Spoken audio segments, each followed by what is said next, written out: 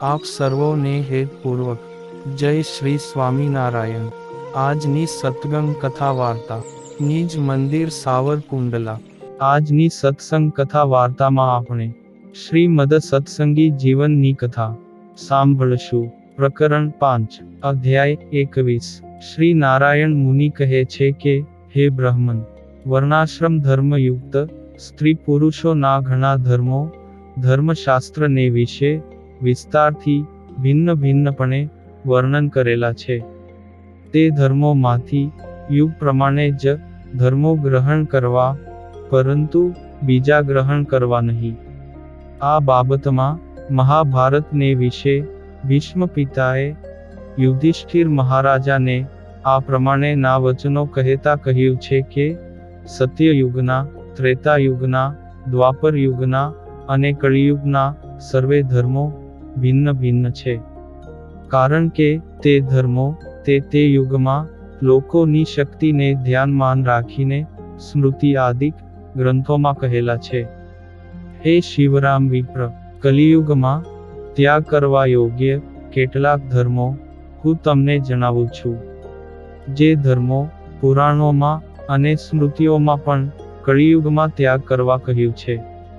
તેમાં ગોમેધ યજ્ઞ, નરમેધ યજ્ઞ, અશ્વમેધ યજ્ઞ, કેફ કરનારા 11 પ્રકારના મદ્યો અને 3 પ્રકારનું સુરાપાન, આ સર્વે કલિયુગને વિશે ત્યાજ્ય કહ્યા છે।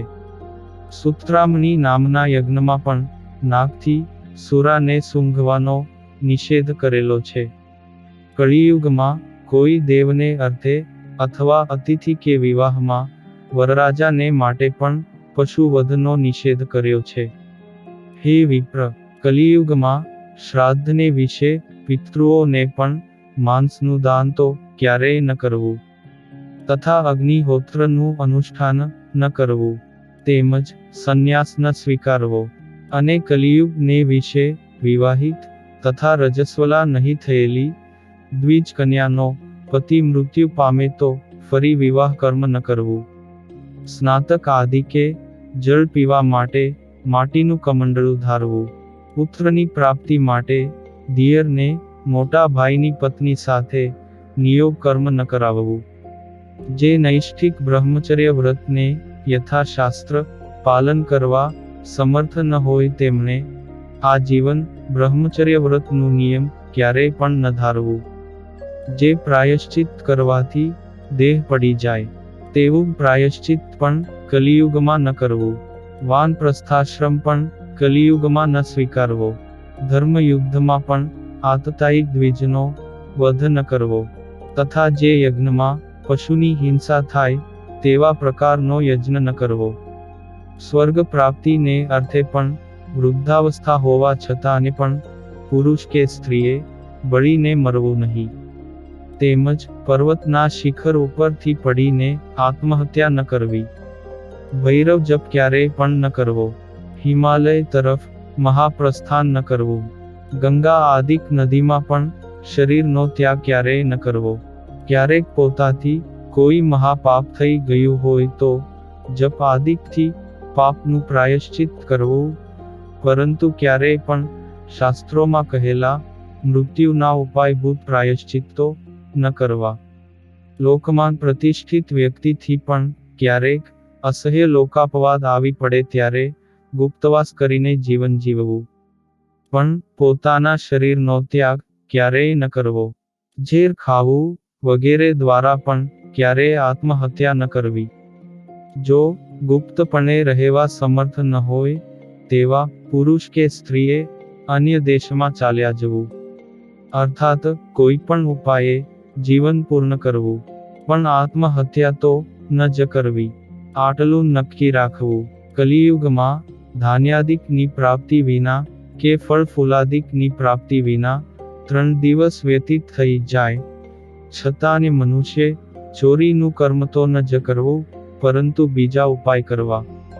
ફઈની પુત્રી સાથે, મામાની પુત્રી સાથે, તેમજ પોતાના વર્ણથી ભિન્ન વર્ણની કન્યા સાથે પણ કલિયુગમાં ક્યારેય લગ્ન ન કરવા। શૂદ્ર ગમે તેવો સદાચારયુક્ત હોય છતાંને પણ તેમની પાસેથી ઘીમાં દૂધમાં, તાવડી ઉપર કે કડાઈમાં પકાવેલું અન્ન બ્રાહ્મણે સ્વીકારવું નહીં. શિષ્યે ગુરુની જેમ જ ગુરુ પત્ની સાથે વર્તન કરવું. સંન્યાસીઓએ ચારેય વર્ણના લોકો પાસેથી ભિક્ષા ગ્રહણ ન કરવી.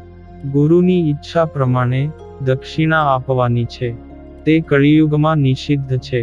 તેથી શક્તિ પ્રમાણે ગુરુ દક્ષિણા આપવી. ગાયે પીતા વધેલા જળ વડે પવિત્ર જાણીને આચમન ન કરવું.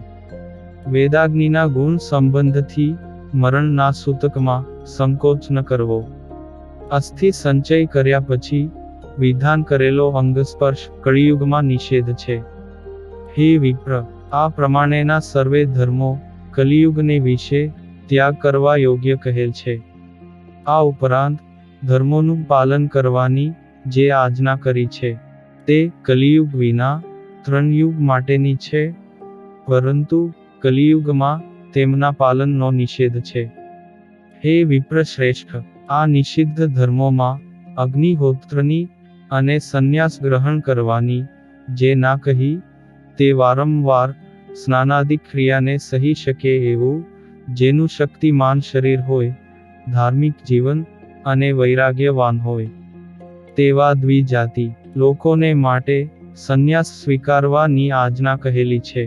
હે વિપ્ર, ઉપરોક્ત બંને ધર્મોની આજ્ઞા ત્યાં સુધી જ સમજવી કે જ્યાં સુધી પૃથ્વી ઉપર વર્ણનો વિભાગ રહે ને વેદોમાં કહેલા કર્મની પ્રવૃત્તિ રહે.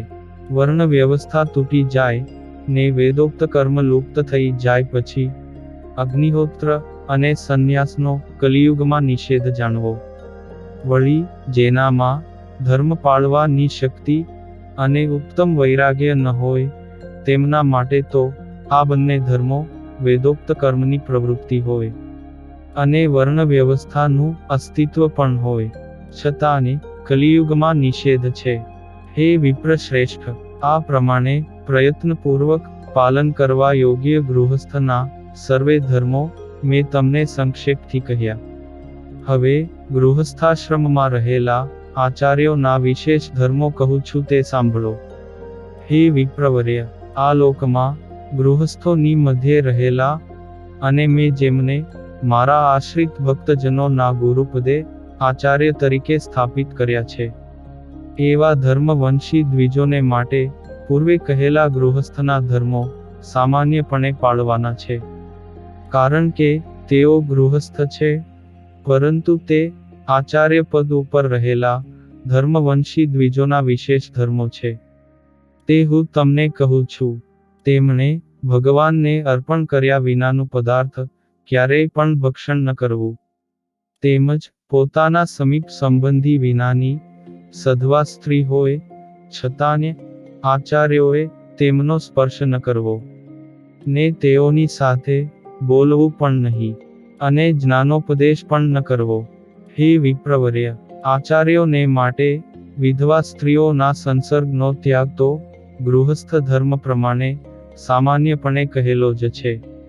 આ પ્રમાણે આચાર્યોના જે વિશેષ ધર્મ હતા તે તમોને કહ્યા. હવે ગૃહસ્થાશ્રમી રાજાઓના સર્વે ધર્મો વિશેષપણે તમને કહીશ.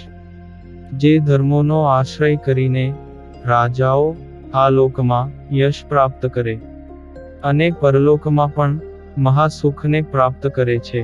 ઇતિ શ્રીમદ સત્સંગી જીવને નારાયણ ચરિત્રે ધર્મશાસ્ત્રે પંચમ પ્રકરણે ધર્મનો ઉપદેશ કરતા ભગવાન શ્રી હરિએ કહેલા કલિયુગને વિશે ત્યાગ કરવા યોગ્ય ધર્મોના નિરૂપણ નામે 21મો અધ્યાય સંપૂર્ણ. અને હવે પછીની કથા વાર્તા આપણે આગળના ભાગમાં સાંભળશું. અત્યારે આપ સર્વોને ભાવથી જય શ્રી સ્વામિનારાયણ.